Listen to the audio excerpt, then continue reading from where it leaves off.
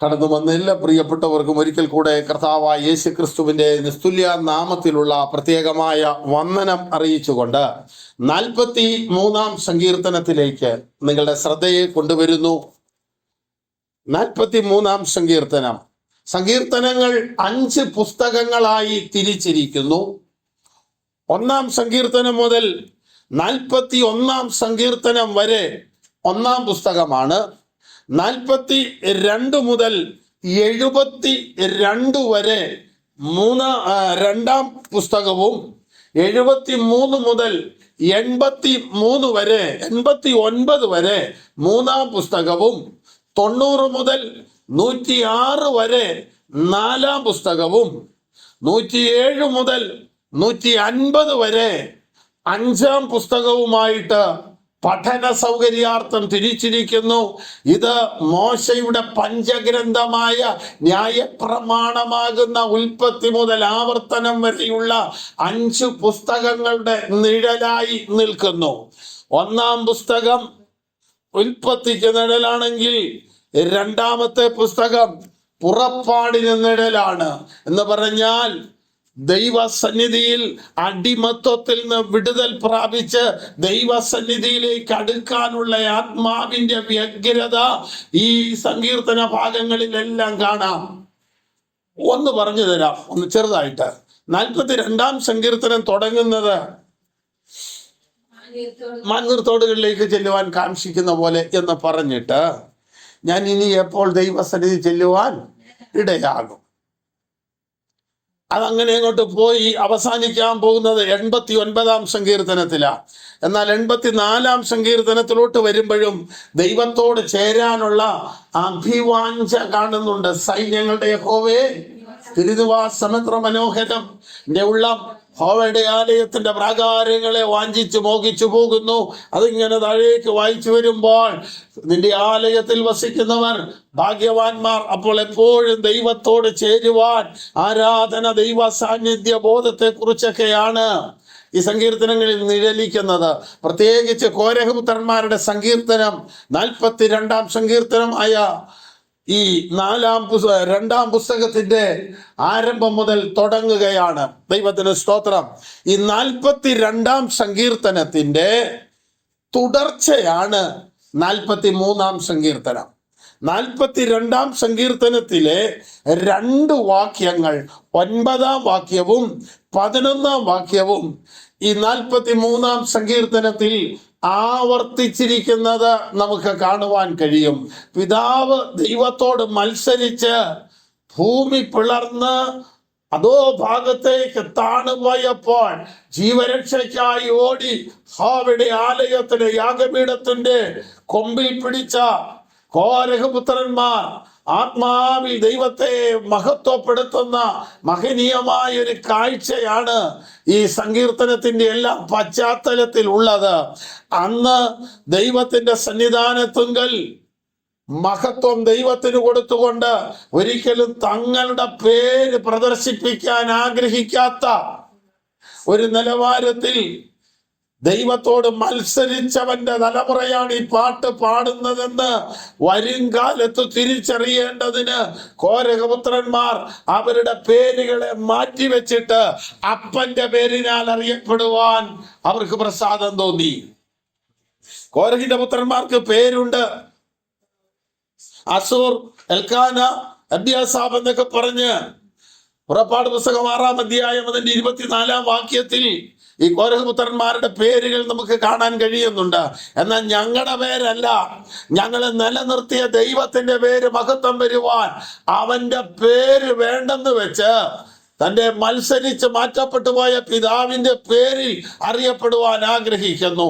ആത്മീയ വളർച്ച പ്രാപിച്ച പക്വമായ ചിന്തയുള്ള ദൈവഭക്തന്റെ കാഴ്ചപ്പാട് എപ്പോഴും അവൻ വളരണം, ഞാൻ കുറയണം എന്നാണ്. യേശു ക്രിസ്തുവിനെ സ്നാനപ്പെടുത്തിയ ആളാണ് യോഹന്നാൻ.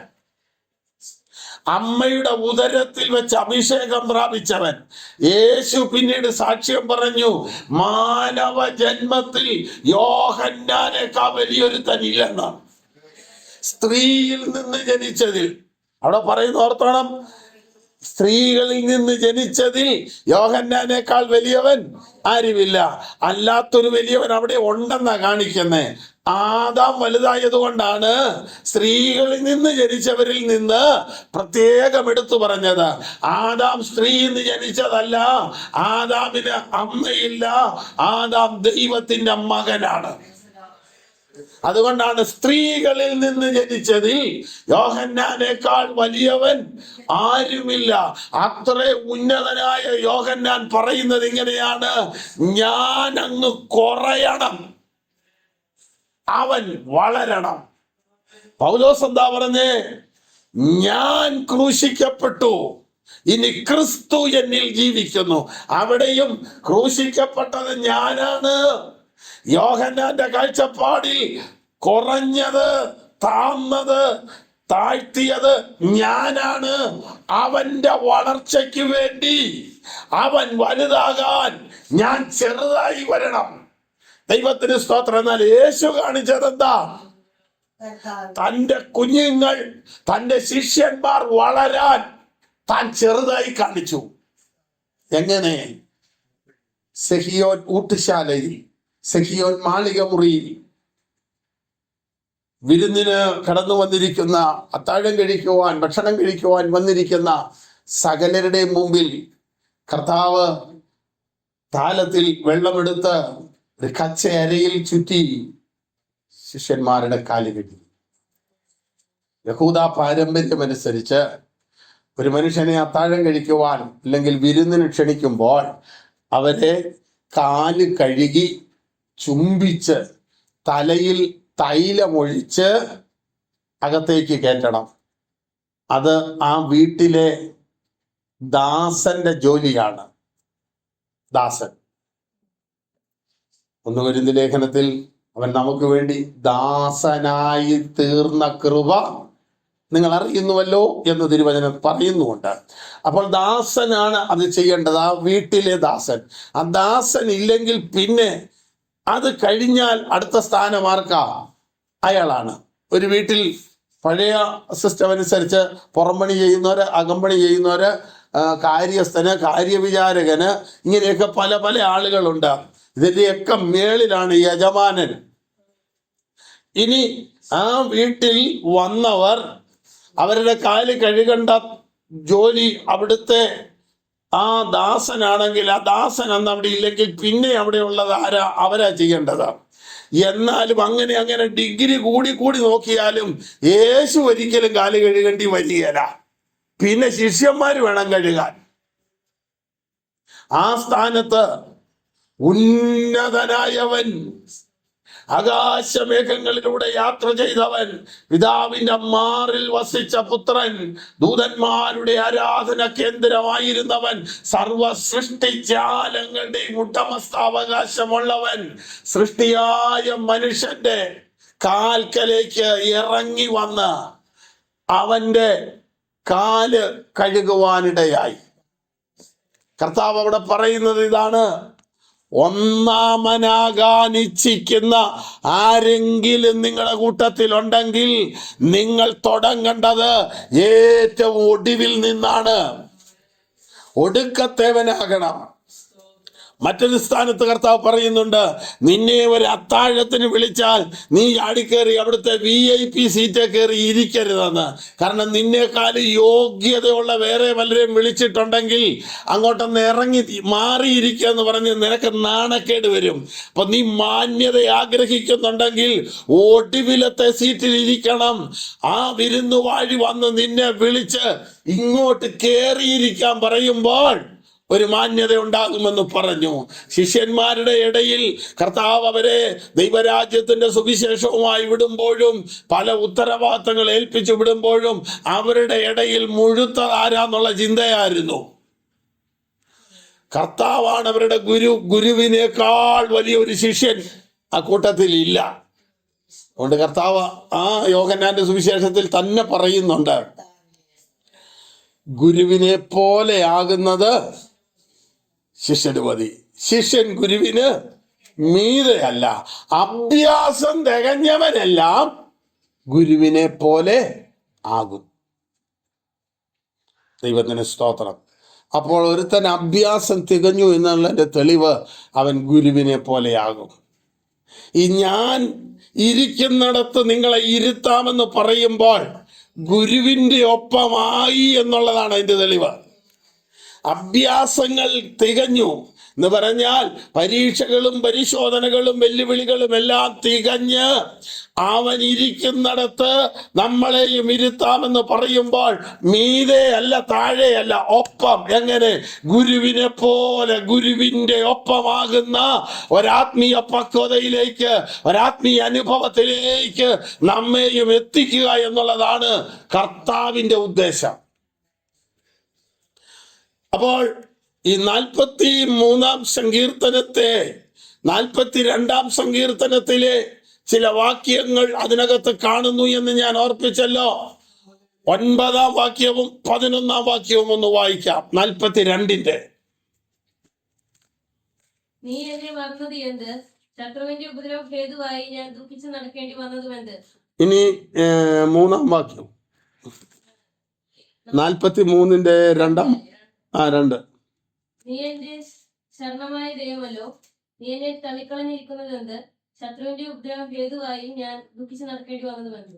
ഇനി 42-ന്റെ 11. എന്റെ ആത്മാവെ എന്നെ വിഷാദിച്ച് ഉള്ളിൽ ഇറങ്ങുന്നത് എന്ത്? ദൈവത്തിൽ പ്രത്യാശ വയ്ക്കുക, അവൻ എന്റെ മുഖപ്രകാശ രക്ഷയും എന്റെ ദൈവമാകുന്നു എന്നിങ്ങനെ ഞാൻ ഇനിയും അവനെ സ്തുതിക്കും. 43-ന്റെ 5. എന്റെ ആത്മാവെ എന്നെ ഉള്ളിൽ വിഷാദിച്ച് ഇറങ്ങുന്നത് എന്ത്? ദൈവത്തിൽ പ്രത്യാശ വയ്ക്കുക, അവൻ എന്റെ മുഖപ്രകാശ രക്ഷയും എന്റെ ദൈവമാകുന്നു എന്നെങ്കിൽ ഞാൻ ഇനിയും അവനെ സ്തുതിക്കും. കേട്ടോ? അപ്പോൾ ഈ 42-ാം സങ്കീർത്തനത്തിൽ പറഞ്ഞിരിക്കുന്ന അതേ കാര്യങ്ങൾ 43-ാം സങ്കീർത്തനത്തിലും തുടരുന്നത് കൊണ്ട് 42-ാം സങ്കീർത്തനത്തിന്റെ തുടർച്ചയാണ് 43-ാം സങ്കീർത്തനമെന്ന് കാണുവാൻ കഴിയും. ദൈവത്തിന് സ്തോത്രം. ഒരു ദാഹിച്ച് വലയുന്ന മാൻപേട ഒരു വെള്ളത്തിനരികിലേക്ക് ചെല്ലുന്നത് പോലെ ആത്മീയ ദാഹവും ആത്മീയ വറുമയും ആത്മീയ ആറുതലുകളും അകറ്റുവാൻ ആത്മനദിയുടെ അടുക്കലേക്ക് ചെല്ലുന്ന ഒരു മൃഗത്തിന്റെ ആവേശം പോലെയാണ് ദൈവസന്നിധിയിലേക്ക് ചെല്ലുവാനുള്ള തന്റെ വാഞ്ചയെന്ന് കോരഹപുത്രന്മാർ പറയുന്നു. മാൻനീർത്തോടുകൾ ഇതിനെ ഒരു കാവ്യാത്മകമായിട്ട് അല്ലെങ്കിൽ ആലങ്കാരികമായിട്ട് പറയുന്ന ഒരു പ്രയോഗം ഇതാണ്. കാട്ടിലെ ഒരു സാധു ജീവിയാണ് മാൻപേട. ഈ പേടമാനിനെ സ്ത്രീത്വത്തോടാണ് കവി ഉപമിച്ചിരിക്കുന്നത്. സ്ത്രീത്വം, സ്ത്രീ. പിന്നെ കാട്ടിലെ രാജാവ്, സിംഹം, പുരുഷൻ എന്നുള്ള ആ ഒരു കാഴ്ചപ്പാടിലാണ് ചിത്രീകരിക്കുന്നത്. ദൈവത്തിന് സ്തോത്രം. അങ്ങനെ ഈ പഴയ പല സിനിമാ ഗാനങ്ങളിലുമൊക്കെ ആ ഒരു പ്രയോഗങ്ങൾ കാണുവാൻ കഴിയുന്നുണ്ട്. അപ്പോൾ ഈ കാട്ടിൽ ഒരു ദുഷ്ടമൃഗം പറിച്ച് കീറുവാൻ വേണ്ടി ഓടിക്കുമ്പോൾ, ജീവരക്ഷയ്ക്കായി ഓടി കാനനത്തിന്റെ നടുവിലൂടെ ഓടി അലഞ്ഞ് ഒരു നീർത്തോടിന്റെ സമീപത്ത് ചെന്നെത്തുമ്പോൾ ആ മൻപേടയ്ക്കുണ്ടാകുന്ന ഒരു ആശ്വാസമുണ്ട്.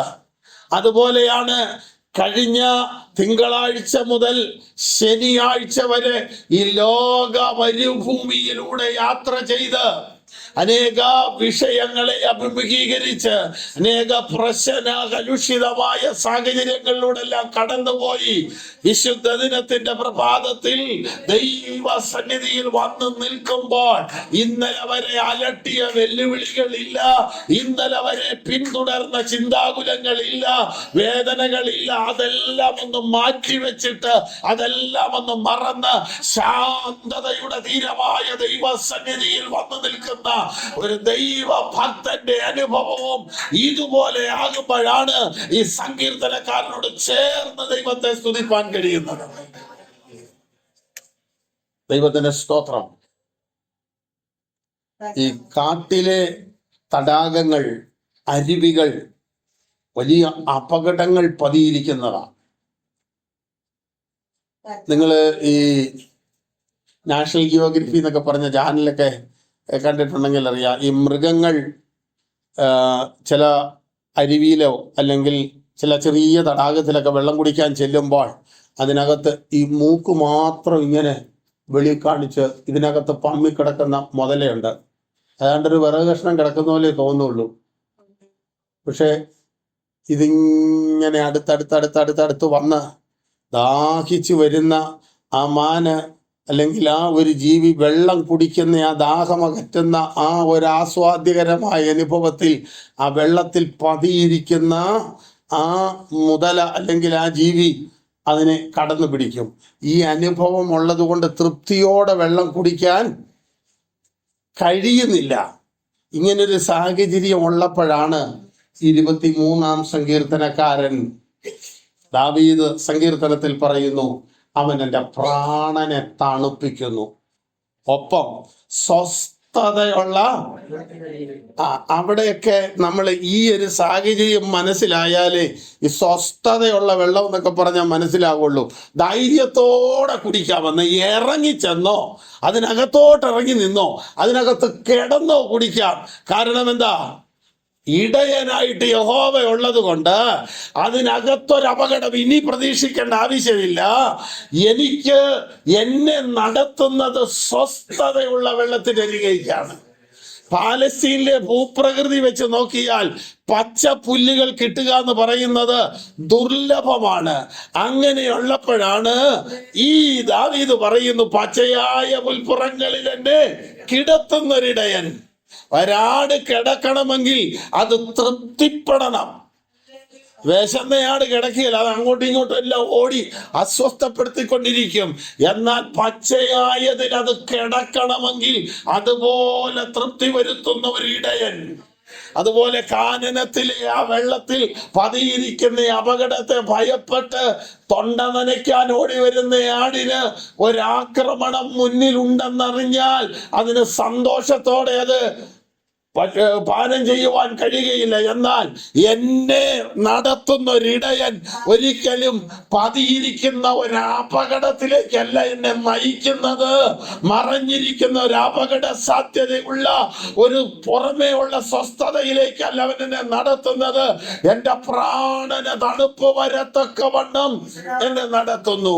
ഇവിടെ മാന്നീർ തോടുകളിലേക്ക് ചെല്ലുവാൻ കാക്ഷിക്കുന്നത് പോലെ അങ്ങനെ അപകടരഹിതമായ നീർത്തോടുകൾ എവിടെയുണ്ടെന്ന് അറിയാവുന്ന സാധു മൃഗങ്ങൾ അവിടേക്ക് എത്ര ദൂരെയാണേലും ചെല്ലുവാൻ ആഗ്രഹിക്കുന്നത് പോലെ ലോകത്തിലെ രാഷ്ട്രീയ നേതാക്കന്മാരുടെയോ ഉന്നതന്മാരുടെയോ പല കസേരകളും പല സിംഹാസനങ്ങളും അധികാരത്തിന്റെ ഉത്തംഗ ശൃംഗത്തിൽ വിളങ്ങി വിരാജിക്കുന്ന പല സ്ഥലങ്ങളും ഉണ്ടെങ്കിലും ദൈവ സന്നിധിയിൽ കിട്ടുന്ന ആ തണുപ്പ് വേറെ ഒരിടത്തും കിട്ടാത്തത് കൊണ്ടാണ് നീർത്തോടുകളിലേക്ക് ചെല്ലുവാൻ കാക്ഷിക്കുന്നത് പോലെ ആഴ്ചവട്ടത്തിന്റെ 1-ാം ദിവസം അതിരാവിലെ ആത്മനായകന്റെ സാന്നിധ്യത്തിനായി ആരാധനയ്ക്കായി ദൈവ പൈതലെടുത്തു വരുന്നത്.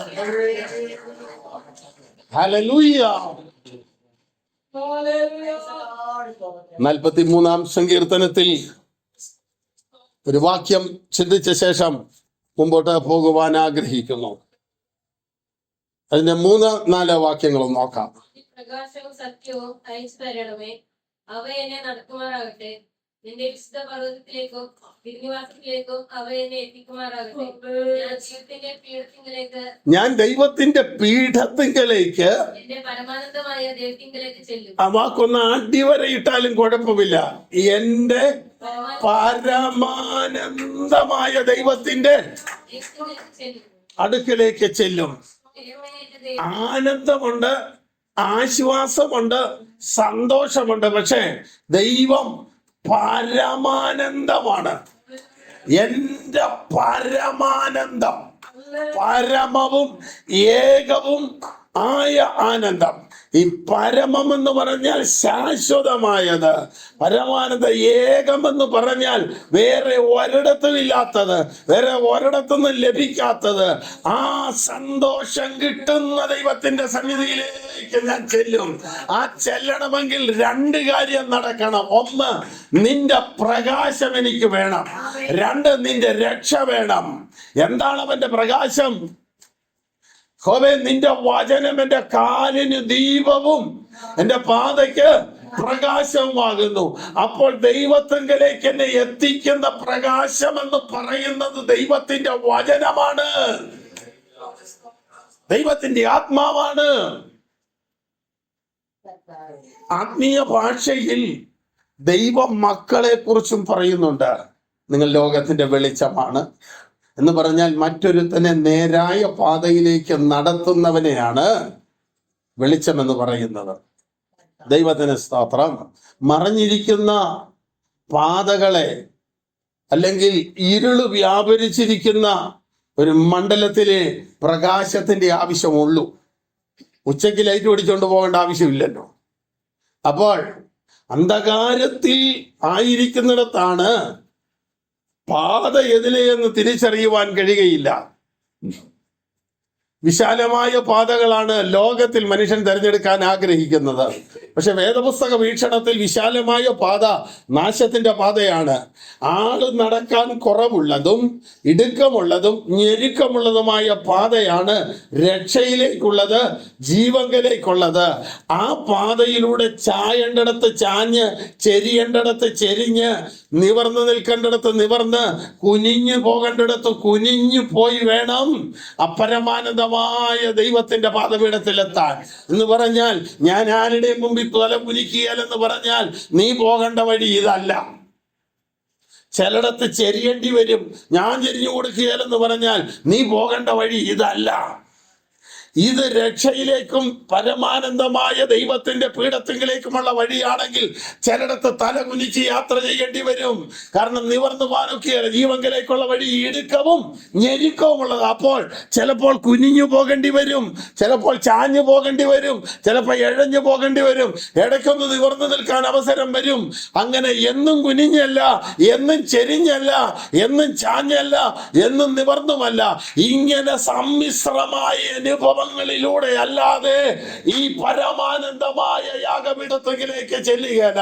യാഗപീഠത്തിലേക്ക് വരണം വിട്ടുവീഴ്ചയ്ക്ക് തയ്യാറുമല്ലെങ്കിൽ നമുക്കുള്ള വഴി അതല്ലെന്ന്. വിശാലമായ വഴിയുണ്ട്, ഒത്തിരി പേര് പോകുന്ന വഴിയുണ്ട്. ആ വഴിയാണെങ്കിൽ ആരും ആരുടെ മുമ്പിൽ താഴണ്ട, ആരും ആരുടെ മുമ്പിൽ തലകുനിക്കണ്ട, എല്ലാവർക്കും നെഞ്ചും പിരിച്ചു പോകാനുള്ള ഇടം അവിടെ ഉണ്ട്. പക്ഷെ അത് ചെന്നെത്തുന്നത് ഒരു വലിയ ഇടുക്കത്തിലോട്ടാ. എന്നാൽ ഈ ഇടുക്കമുള്ള വഴി അന്ന് യാത്ര ചെയ്ത് ചെന്നെത്തുന്നത് വലിയൊരു വിശാലതയിലേക്കാണ്. അപ്പോൾ ഈ ഇടുക്ക സന്തോഷത്തോടെ സഹിച്ച് ഒരു വിശാലതയിൽ എത്തണോ, അതോ ഈ വിശാലതയിലൂടെ സന്തോഷത്തോടെ പോയി ഒരു ഇടുക്കത്തിൽ ചെന്ന് അവസാനിക്കണമെന്ന് ഈ നടക്കുന്നവൻ തീരുമാനിക്കണം. ദാവീദ് പറയുന്നു, യഹോവേ, കോരഹപുത്രന്മാർ പറയുന്നു, യഹോവേ, നിന്റെ പ്രകാശവും രക്ഷയും അയച്ചു തരണം. കാരണം ഈ ലോകത്തിന്റെ പ്രകാശത്തിലോ ലോകത്തിന്റെ രക്ഷയിലൂടെ പോയാൽ കർത്താവിന്റെ പരമപാദപീഠത്തെങ്കിൽ ഞാൻ എത്തില്ല. അതുകൊണ്ട് നിന്റെ പ്രകാശം അയച്ചു തരണം. സങ്കീർത്തനത്തിൽ പറയുന്നു, നിന്റെ ആനന്ദം നീ അവരെ കുടിപ്പിക്കുന്നു, നിന്റെ പക്കൽ ജീവന്റെ ഉറവുണ്ടല്ലോ, നിന്റെ പ്രകാശത്തിൽ ഞങ്ങൾ പ്രകാശം കാണുന്നു. ഇസ്രായേൽ മക്കൾക്ക് മരുഭൂമിയിൽ എല്ലായിടത്തും വഴിയാ അല്ലേ? മരുഭൂമി കൂടെ പോകുന്നവന് ഇതിലേ പൊക്കോളാൻ പറയേണ്ട ഒരു കാര്യമില്ല. ഇതിലേ പോയാലും എല്ലാം ഒരുപോലെ,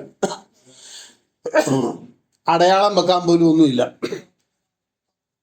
ആ വഴിയെ പോകുമ്പോൾ കർത്താവ് വേണമെങ്കിൽ പറഞ്ഞാൽ മതി, പൊക്കോ, നേരെ പോയേച്ചാൽ മതി എന്നല്ല പറഞ്ഞതോ. പകൽ മേഘസ്തംഭമായി, ആ മേഘസ്തംഭം തന്നെ രാത്രിയിൽ ജ്വലിക്കുന്ന അഗ്നിസ്തംഭമായി മാറും. പകലത്തെ സാഹചര്യത്തിൽ ഒന്നും രാത്രിയിൽ മറ്റൊരു സംവിധാനവുമല്ല. പകൽ എന്താണ് വേണ്ടത് അത് രാത്രിയിൽ അത് തന്നെ മറ്റൊന്നായി മാറുന്നതല്ലാതെ പുതിയ ഒന്നിന്റെ ആവശ്യമില്ല എന്ന് പറഞ്ഞാൽ ദൈവത്തിൽ ആശ്രയിക്കുന്നവന് ദൈവാശ്രയം കൂടാതെ വേറൊരാശ്രയത്തിന്റെ കൂടെ ആവശ്യമില്ല. പകല് നടത്തിയ നിന്നെ രാത്രിയിൽ നടത്താൻ കഴിയുന്നവനാ ദൈവം. പകലത്തെ കാര്യം ഞാൻ രാത്രിയിൽ എന്നെ കൊണ്ടൊക്കത്തില്ല കേട്ടോ എന്ന് പറയുന്നവനല്ല ദൈവം. പകൽ നിനക്ക് സൂര്യന്റെ ചൂടിനെ താങ്ങുവാൻ ഒരു തണലാവേണ്ടതെങ്കിൽ രാത്രിയിൽ ചൂടില്ല, പകരം കണ്ണ് കാണാൻ മേലെങ്കിൽ മറ്റൊരു വഴിയല്ല. അതുവരെ മേഘത്തണലായി നിന്നവൻ ജ്വലിക്കുന്ന പ്രകാശമായി മാറുകയാ. നിന്റെ സാഹചര്യം മാറുന്നതിനനുസരിച്ച് ദൈവത്തിന്റെ പ്രവൃത്തി വ്യത്യസ്തങ്ങളായി വെളിപ്പെട്ടുകൊണ്ടിരിക്കും. ഒറ്റ ദൈവം തന്നെ പല പ്രവൃത്തിയിലൂടെ വെളിപ്പെട്ടു നിൽക്കുകയാ. ദൈവജനത്തിന് ദാഹം വന്നപ്പോൾ പാറ പിളർന്നു, വിശപ്പുള്ളപ്പോൾ ആഹാരം കൊടുത്തു. ദൈവത്തിന് സ്തോത്രം. ഇതെല്ലാം ഒറ്റ ദൈവത്തിന്റെ പ്രവൃത്തിയാ. നിന്റെ പ്രകാശം എനിക്ക് അയച്ചു തരണം. ദൈവത്തിന്റെ വെളിച്ചമാണ് തിരുവചനത്തിനകത്തുള്ളത്. ദൈവത്തിന് സ്തോത്രം. ഏതു മനുഷ്യനെയും പ്രകാശിപ്പിക്കുന്ന സത്യ വെളിച്ചം ലോകത്തിലേക്ക് വന്നുകൊണ്ടിരുന്നു. ലോകം അതിനെ അറിഞ്ഞില്ല, അല്ലെങ്കിൽ ഇരുളതിനെ പിടിച്ചടക്കിയില്ല. ഏതൊരു കാലത്തും ഇരുള് പിടിച്ചടക്കുന്ന ഒന്നല്ല വെളിച്ചം. വെളിച്ചം ഇരുട്ടിൽ ഒരു മാർഗദർശിയായിരിക്കുന്നത് പോലെ തന്നെ ഇരുളിനെതിരെയുള്ള ശക്തമായ ഒരായുധം കൂടെയാ വെളിച്ചം. അതുകൊണ്ടാണ് വെളിച്ചത്തിന്റെ സർവായുധവർഗം എടുക്കാൻ പറഞ്ഞത്. ഇരുളിന് ആയുധങ്ങളുണ്ട്, എന്നാൽ ഇരുളിന്റെ ആയുധങ്ങൾ വെളിച്ചത്തിന്റെ അടുത്ത് ശരിയാകത്തില്ല, വിജയിക്കത്തില്ല. ഇരുൾ ഇന്ന് വരെ വെളിച്ചത്തെ ജയിച്ചിട്ടില്ല. ആഴത്തിന്റെ മേൽ ഇരുളുണ്ടായിരുന്നു. ഉൽപ്പത്തിയിൽ ആദ്യം ഇരുള് കാണുന്നത് അവിടെയാ. ആഴത്തിന്റെ മേൽ ഇരുളുണ്ടായിരുന്നു. ആ ഇരുളിന്റെ മീതെ വെള്ളം, വെള്ളത്തിന്റെ മീതെ ദൈവത്തിന്റെ ആത്മാവ് പരിവർത്തിച്ചു കൊണ്ടിരുന്നു. അപ്പോൾ ഇരുൾ എവിടെ വ്യാപരിക്കുന്നുണ്ടോ ആ ഇരുളിന്റെ മീതെ വ്യാപരിക്കുന്ന ഒരു ദൈവീക വെളിച്ചമുണ്ട്. ദൈവത്തിന് സ്തോത്രം. ഒരു കാർമേഘത്തിനും ഒരു സൂര്യനെയും എല്ലാ കാലത്തും മറച്ചു വെക്കുവാൻ കഴിയുകയില്ല. പ്രിയപ്പെട്ടവരെ, ഇന്നൊരു കാർമേഘത്തിന്റെ മങ്ങല് ആത്മീയ ജീവിതത്തിൽ ഉണ്ടായാൽ ഈ കാർമേഘം മാറും. ആ കാർമേഘത്തിന്റെ അപ്പുറത്ത് ജ്വലിക്കുന്ന ഒരു സൂര്യനെ കാണുവാനുള്ള ഒരാത്മീയ അവബോധത്തിലേക്ക് ദൈവജനം ഇറങ്ങി ചെല്ലുമ്പോഴാണ് നമ്മുടെ കണ്ണുകൾ ശോഭിക്കുവാനിടയാകുന്നത്. നിന്റെ പ്രകാശം, നിന്റെ രക്ഷയും അയച്ചു തരണം. അവ എന്നെ എവിടേക്ക് കൊണ്ടുചെല്ലുമെന്നാ ദാവീദ് സങ്കീർത്തനക്കാരനെ കോരക്ക് പറയുന്നത്. അവ എന്നെ നിന്റെ വിശുദ്ധ പർവ്വതത്തിലേക്ക് എന്ന് പറഞ്ഞാൽ യെരൂശലേം പർവ്വതങ്ങളുടെ മുകളിലുള്ള പട്ടണമാണ്. ആ പർവ്വതത്തിലേക്കാണ് ഭക്തന്മാർ കണ്ണുയർത്തുന്നത്. വിവിധ ദേശത്തുനിന്ന് പെരുന്നാളിനായി വരുന്ന ദൈവമക്കൾ യെരൂശലേമിന്റെ താഴ്വരയിൽ നിന്നിട്ട് മുകളിലേക്ക് തൃപ്തിയോടൊരു നോട്ടമുണ്ട്. എന്തിനാന്ന് ചോദിച്ചാൽ ഇവിടെ എത്താൻ വേണ്ടിയാ ഈ നടപ്പ് മുഴുവൻ നടന്നെന്ന്. നാളുകൾക്ക് മുമ്പ്, ആഴ്ചകൾക്ക് മുമ്പ്, മാസങ്ങൾക്ക് മുമ്പ്, കാരണം ലോകത്തിന്റെ വിവിധ ഭാഗങ്ങളിലേക്ക് യഹൂദൻ ചിതറിപ്പോയല്ലോ. അവരിങ്ങനെ യാത്ര ചെയ്തു വന്ന് പർവ്വതമുകളിലേക്ക് കയറാൻ തുടങ്ങുമ്പോൾ അതിനു മുമ്പ് താഴ്വരയിൽ നിന്നൊരു ദീർഘനിശ്വാസം വിടുന്ന ഒരു അനുഭവമാണിത്.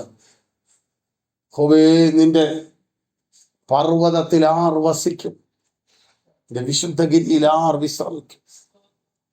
യഹൂദൻ പെരുന്നാളിന് കയറി ചെല്ലുമ്പോൾ പുരോഹിതന്മാർ ഈ കയറി വരുന്ന വഴികളുടെ ഇരുവശത്തും നിന്ന് അവരെ വെൽക്കം ചെയ്ത് അവർക്ക് നല്ല ഒരാശംസകളൊക്കെ നേർന്ന് അവരെ ആലയത്തിലേക്ക് കയറ്റിവിടുന്ന യെരൂശലേമിലേക്ക്, പട്ടണത്തിലേക്ക്. അതാ പറയുന്നത്, യെരൂശലേമേ, എൻ്റെ കാല് നിന്റെ വാതിൽക്കകത്ത് നിൽക്കുന്നു, തമ്മിൽ ഇണക്കിയ നഗരമായ യെരൂശലേമേ എന്നൊക്കെ പറയുന്നത്. യെരൂശലേം എന്ന് പറയുന്നത് യഹൂദന്റെ ഹൃദയമാണ്. അവന്റെ ഹൃദയമാണിത്. അതാണ്, നിന്നെ ഞാൻ മറന്നുപോയാൽ എന്റെ വലങ്കൈ മറന്നു പോകട്ടെ. എന്റെ മുഖ്യ സന്തോഷത്തെക്കാൾ നിന്നെ വിലമതിക്കാതെ പോയാൽ, അപ്പോൾ ദൈവത്തിന്റെ പർവ്വതത്തിലേക്ക് എന്നെ നടത്തുന്നത് ദൈവത്തിങ്കൽ നിന്നുള്ള പ്രകാശമാണ്. പ്രകാശം യഹോവയുടെ പർവ്വതത്തിങ്കലേക്കും തിരുനിവാസത്തിങ്കലേക്കും എന്നെ എത്തിക്കുമാറാകട്ടെ. 5-ാം സങ്കീർത്തനത്തിൽ ദാവീദ് പറയുന്നു, ഞാനോ നിന്റെ കൃപയുടെ ബഹുത്വത്താൽ നിന്റെ ആലയത്തിലേക്ക് ചെന്ന് നിന്റെ വിശുദ്ധ മന്ദിരത്തിന് നേരെ നിങ്കലുള്ള ഭക്തിയോടെ ആരാധിക്കും. കർത്താവിൻ്റെ വചനവും കർത്താവിൻ്റെ രക്ഷയും എൻ്റെ ഹൃദയത്തിലേക്കുണ്ടെങ്കിൽ കർത്തൃദിനത്തിൽ ഞാൻ വേറൊരു വഴിക്ക് ഓടുകയല്ല. ഞാൻ നേരെ ചെല്ലുന്നത് എൻ്റെ പരമാനന്ദമായ എൻ്റെ ദൈവത്തിൻ്റെ ആലയത്തിലേക്കായിരിക്കും. ധാന്യവും വീഞ്ഞും വർദ്ധിക്കുമ്പോൾ എനിക്കൊരു സന്തോഷമുണ്ട്. ഉത്സവം ആചരിക്കുന്ന പുരുഷാരത്തിനൊരു സന്തോഷമുണ്ട്. അങ്ങനെ ലോകത്തിൽ, സമൂഹത്തിൽ പല സന്തോഷമുണ്ടെങ്കിലും ദൈവസന്നിധിയിലെ സന്തോഷത്തിന് ഇതുപോലെയാന്ന് പറയാൻ വേറെ സന്തോഷമില്ല. മനസ്സിലായോ? ദൈവസന്നിധിയിലെ സന്തോഷമെന്ന് പറയുന്നത് ലോട്ടറി അടിക്കുന്ന സന്തോഷമല്ല. ലോട്ടറി അടിക്കുന്ന സന്തോഷമുണ്ട്, നല്ല ഭക്ഷണം കഴിച്ചാൽ സന്തോഷമുണ്ട്. ഈ ദൈവത്തെ ആരാധിക്കുന്ന എങ്ങനെയാ? നല്ല ബീഫ് ബിരിയാണി തിന്നുന്ന പോലെയാണ്. അങ്ങനെ വല്ലതും പറയാൻ പറ്റുമോ? ഭക്ഷണം കഴിക്കുമ്പോൾ കിട്ടുന്ന സന്തോഷം ശാരീരികമാണ്. ഇവിടുത്തെ ഏത് സന്തോഷവും ഭൗതിക സന്തോഷമാണ്. എന്നാൽ കർത്താവിനെ ആരാധിക്കുമ്പോൾ കിട്ടുന്ന സന്തോഷം അത് ഭൗമികമാണ്. ഒപ്പം അതിനേക്കാൾ ആത്മീകമായത് കൊണ്ടാണ് ഭൗമിക സന്തോഷവുമായിട്ട് അത് കമ്പയർ ചെയ്യാൻ കഴിയാത്തത്. ദൈവത്തിന് സ്തോത്രം. ഇവിടെ ധാന്യവും വീഞ്ഞുമുള്ളവനുണ്ടാകുന്ന സന്തോഷമുണ്ട്. അതിലും അധിക സന്തോഷം എൻ്റെ അകത്ത് തന്നിരിക്കുക. പുറത്തെ സന്തോഷമാണ് ധാന്യത്തിന്റെയും വീഞ്ഞിന്റെയും എങ്കിൽ ദൈവസന്നിധിയിൽ ചെലവഴിക്കുന്ന ഒരു ദൈവഭക്തന്റെ സന്തോഷം അകത്ത. ദൈവമേ, നീ എൻ്റെ ദൈവം, അധികാലത്ത് ഞാൻ നിന്നെ അന്വേഷിക്കും. വെള്ളമില്ലാതെ ഉണങ്ങി വരേണ്ട ദേശത്ത് എൻ്റെ ഉള്ളം നിനക്കായി ദാഹിക്കുന്നു, എൻ്റെ ദേഹം നിനക്കായി കാംക്ഷിക്കുന്നു. അങ്ങനെ നിന്റെ ബലവും മഹത്വവും കാണേണ്ടതിന് വിശുദ്ധ മന്ദിരത്തിൽ നിന്നെ നോക്കിയിരിക്കുന്നു. നിന്റെ ദയ ജീവനേക്കാൾ നല്ലതാകുന്നു. എൻ്റെ അധരങ്ങൾ നിന്നെ സ്തുതിക്കും.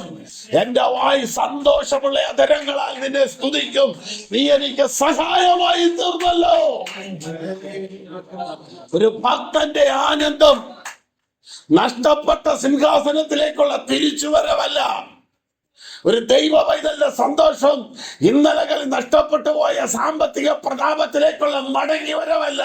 പിന്നെയോ, സകലതും നഷ്ടപ്പെട്ടാലും ഇയ്യോബിനെ പോലെ അവൻ എന്നെ കൊന്നാലും ഞാൻ അവനായി കാത്തിരിക്കുമെന്ന പ്രത്യാശയിൽ അങ്കുരിക്കുന്ന, സകലതും നഷ്ടപ്പെട്ടാലും അകത്തു പകർന്ന ആത്മാവിന്റെ സന്തോഷത്തിൽ ദൈവത്തെ സ്തുതിപ്പാൻ കഴിയുന്നുണ്ടെങ്കിൽ അതാണ് ഒരു ദൈവ പൈതലിന്റെ ആനന്ദം. അത് ആരും എടുത്തു കളയാത്ത സന്തോഷം എന്നാണ് വേദപുസ്തകം പറയുന്നത്. ഭൂമിയിലെ ഏതൊരു സംവിധാനവും ഒരാൾക്കല്ലേ വേറൊരാൾക്ക് എടുത്തു കളയാം. നമ്മുടെയൊക്കെ പെട്ടിയിലും തലേണ കീഴിൽ ആരും കൊണ്ടുപോകാതെ സൂക്ഷിച്ച ആയിരങ്ങളുടെ നോട്ടുകൾ സർക്കാർ പറഞ്ഞു നാളെ മുതല് 1000 ഇല്ലെന്ന് പറഞ്ഞപ്പോ അത് വെറും വെള്ളപ്പേപ്പർ പോലെ ആയിപ്പോയി. ഇവിടുത്തെ വിലയുള്ളത് പലതും എടുത്തു കളയുവാൻ ഇവിടുത്തെ ലോകത്തിന് അധികാരികൾക്ക് കഴിയും. എന്നാൽ ദൈവപൈതന്റെ അകത്തു പകർന്ന സന്തോഷത്തെ എടുക്കാൻ ഇവിടുത്തെ ഉപദ്രവങ്ങൾക്കാകില്ല. ആകുമായിരുന്നെങ്കിൽ ക്രിസ്ത്യാനിത്വം നിന്നുപോയേനെ. ഇവിടുത്തെ ഒറ്റപ്പെടലുകൾക്ക് കഴിയുകയില്ല. അങ്ങനെ ആയിരുന്നെങ്കിൽ കർത്താവിന്റെ വേലയ്ക്ക്, കർത്താവിന്റെ വിശ്വാസത്തിന്റെ വഴികളിലേക്ക് ഒറ്റയ്ക്കാരും ഇറങ്ങിയാലായിരുന്നു. ഇവിടുത്തെ ഭൗതിക നന്മകൾക്ക് കഴിയുകയില്ല. അങ്ങനെ ആയിരുന്നെങ്കിൽ ഒന്നും കിട്ടാതെ ദൈവത്തെ ആരാധിക്കുന്ന എത്രയോ ഭക്തന്മാർ ഇന്നും നിലനിൽക്കുന്നു. അപ്പോൾ ഇവിടുത്തെ യാതൊരു സംവിധാനങ്ങൾക്കും, യാതൊരുവിധ നിയമങ്ങൾക്കും, യാതൊരുവിധ അധികാരങ്ങൾക്കും എടുത്തു കളയുവാൻ കഴിയാത്ത ഒരു സന്തോഷം ദൈവവൈതന്റെ അകത്തു പകർന്നത് കൊണ്ടാണ് അവൻ ദൈവത്തെ സ്തുതിക്കുന്നത്. ഈ സങ്കീർത്തനത്തിന്റെ ഒടുവിലെ വാക്യത്തിലേക്കൊന്ന് വരാം. എൻ്റെ ആത്മാവേ നീ വിഷാദിച്ച് ഉള്ളിൽ ഞരങ്ങുന്നത് എന്ത്? ദൈവത്തിൽ പ്രത്യാശ വയ്ക്കുക. അവൻ എൻ്റെ മുഖപ്രകാശകരക്ഷയും എൻ്റെ ദൈവവുമാകുന്നു എന്ന് ഇനിയും, ഇന്നലെ സ്തുതിച്ചു, ഇന്ന് സ്തുതിച്ചു, ഇനിയും ഞാൻ അവനെ സ്തുതിക്കും. ഈ 42-ാം സങ്കീർത്തനത്തിന്റെ 3-ാം വാക്യത്തിൽ ഒരു ചോദ്യം ചോദിക്കുന്നുണ്ട്. നിന്റെ ദൈവം എവിടെ?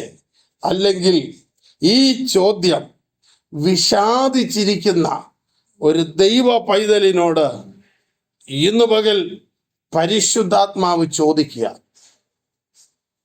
ഈ ചോദ്യം ജീവിതത്തിന്റെ പ്രതിസന്ധികളുടെ മുമ്പിൽ മനോഭാരത്താൽ മനസ്സിടിഞ്ഞിരിക്കുന്ന നിന്നോട് പരിശുദ്ധാത്മാവ് ഈ ചോദ്യം ചോദിക്കുക. നീ വിഷാദിച്ചിരിക്കുന്നത് എന്ത്? നീ ദൈവത്തിൽ പ്രത്യാശ വയ്ക്കാത്തത് കൊണ്ടാണ് നിനക്ക് വിഷാദമുണ്ടാകുന്നത്. ഭൗതിക സാഹചര്യങ്ങൾ നിന്നെ വിഷാദത്തിലേക്ക് നയിക്കുമ്പോൾ നിന്റെ അകത്തുള്ള ആത്മാവ് ഉന്നതമായ ദൈവത്തിലേക്ക് പ്രതീക്ഷ നിന്നെ കൊണ്ടുവരുമ്പോൾ ഭൗമികമായ വിഷാദങ്ങളെ ആത്മീയ സന്തോഷങ്ങളാക്കി മാറ്റാൻ ആ ആത്മാവിന്റെ സാന്നിധ്യം കൊണ്ട് കഴിയും. അതാണ് എന്റെ ആത്മാവെ നീ വിഷാദിച്ചുള്ളിൽ ഞെരങ്ങുന്നത് എന്ത്? ഇന്ന് പകൽ കഷ്ടതയോർത്ത്, നിരാശയോർത്ത്, സാമ്പത്തിക ക്ലേശമോർത്ത്, അസ്വസ്ഥതയോർത്ത്, രോഗാവസ്ഥയോർത്ത്, ക്ഷീണാവസ്ഥയോർത്ത്, വിവിധ വ്യത്യസ്തങ്ങളായ സാഹചര്യങ്ങൾ ഓർത്ത് അവനവൻ ഇന്ന് രാത്രി, കഴിഞ്ഞ രാത്രി വരെ അനുഭവിച്ച ഭാരങ്ങളെ ഓർത്ത് വിഷാദിക്കുമ്പോൾ ഈ പകൽ ദൈവാലയത്തിൽ ഇരിക്കുന്ന ദൈവ പൈതലിനോട് നിന്റെ അകത്തുള്ള ദൈവാത്മാവ് നിന്നിലെ മനുഷ്യാത്മാവോട് ചോദിക്കുകയാണ്, നീ വിഷാദിച്ചുള്ളിൽ ഞരങ്ങുന്നതെന്ത്? നീ ദൈവത്തിൽ പ്രത്യാശ വയ്ക്കുക. കർത്താവിലേക്ക് നിന്റെ പ്രത്യാശ കൊണ്ടുപോവാ. കർത്താവിലേക്ക് നമ്മുടെ പ്രത്യാശ കൊണ്ടുവന്നാലോ അസാധ്യങ്ങളുടെ നടുവിൽ സാധ്യതകൾ കൽപ്പിക്കും.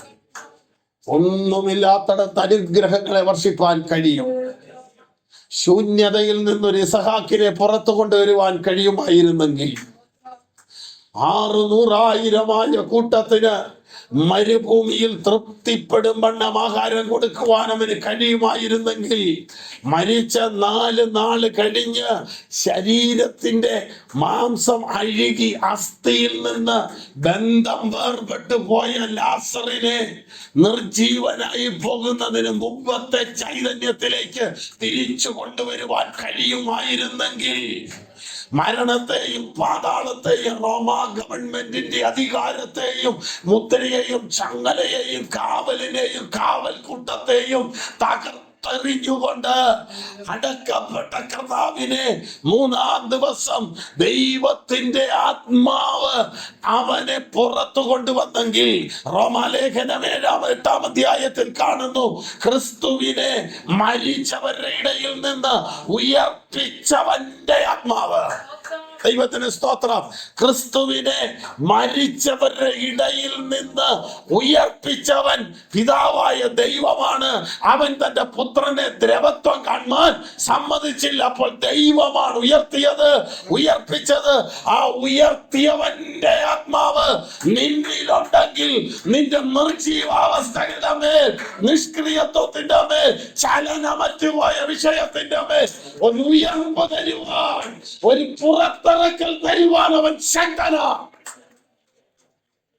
എന്റെ ആത്മാവെ നിഷാദിച്ചുള്ളിൽ ഞരങ്ങുന്നതല്ലോ, അവൻ എന്റെ മുഖപ്രകാശക രക്ഷിക്കും, എന്റെ ദൈവവുമാകുന്നു എന്നിങ്ങനെ ഇനിയും ഞാൻ അവനെ സ്തുതിക്കും.